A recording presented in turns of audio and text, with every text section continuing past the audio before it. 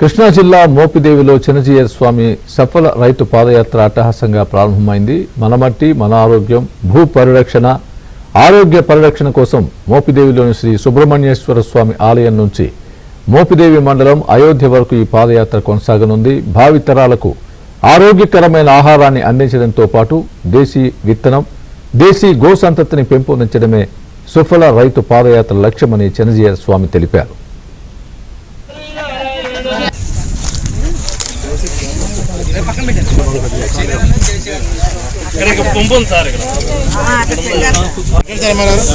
వాసు ముందుకు వచ్చేమ్మా బాబు గట్టిగా రండి